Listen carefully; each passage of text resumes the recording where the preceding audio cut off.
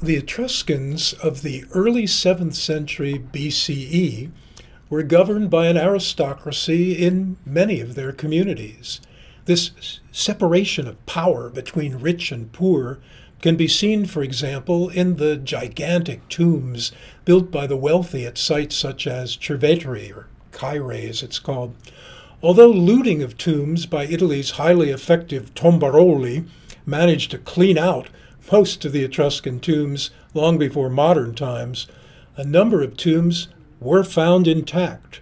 Among them, the famous Regolini-Galassi tomb, discovered in 1836 after investigations by two amateur archaeologists, well, really treasure seekers, who were working on Vatican-controlled land. One was the local priest of Cerveteri, Alessandro Regolini, and the other his friend, General Vincenzo Galassi.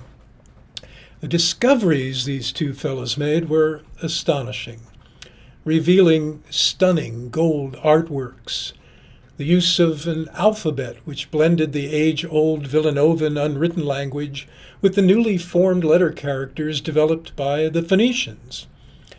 And discoveries like that show why even today it's easy for us to read Etruscan because it looks like our own alphabet. But we have great difficulty translating what they mean, what the words are, and what they're trying to say, because all these words are different from our words. So it's written a lot like the way we write, but we just can't figure out much of the time what they're trying to say, although we're slowly getting better at it.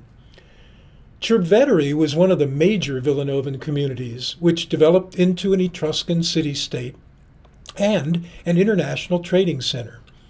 Since much Etruscan domestic architecture was built of oak, Quercus cerus, oak, and other perishable materials, it is through the necropolis, the city of the dead, that we come to know a site because the tombs were carved into the natural stone underground. This is why they survive. The tombs featured a long entrance, known in Greek as a dromos, and one descended through a flight of steps to reach the burial chamber, which is known as the camera, C-A-M-E-R-A. The front door of the tomb was sealed up with a vertically placed sigillum, S-I-G-I-L-L-U-M, or stone slab, to discourage robbers.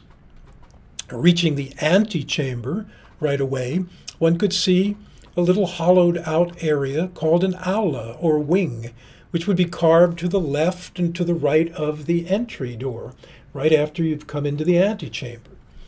In these hollowed-out areas, to left and right, grave goods and even a subsequent burial or two might be placed. The antechamber itself was found straight ahead from the entry, and it contained, in the Regolini-Galassi tomb, the burial of a male, laid out on a bed and surrounded with honorary bronze shields.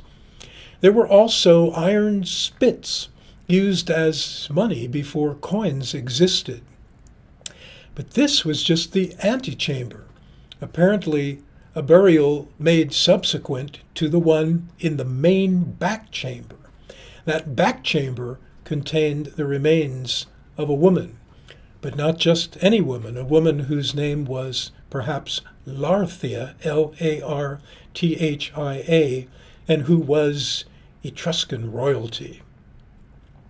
She was found associated with an ornate throne nearby, and she was laid out on her back with a magnificently made pectoral on her chest, a gold work with parallels in ancient Assyria to the east, and even such things are mentioned in the Bible. A burial like this shows the extraordinary importance and value that could be placed on women in Etruscan society. In addition, a beautifully crafted fibula, an elaborately decorated gold pin which was a foot high, was recovered from the body, no doubt pinning a now missing garment, a royal garment, to her. Fibulae, these pins, were commonly used to fasten clothing in antiquity, but Etruscan examples often had remarkable decoration. The main body of this thing featured what appears to be separately made and soldered on ducks and griffins, while stylized lions adorn the upper part of the disc. Gold wire called filigree and tiny balls of decoration called granulation were also widely employed.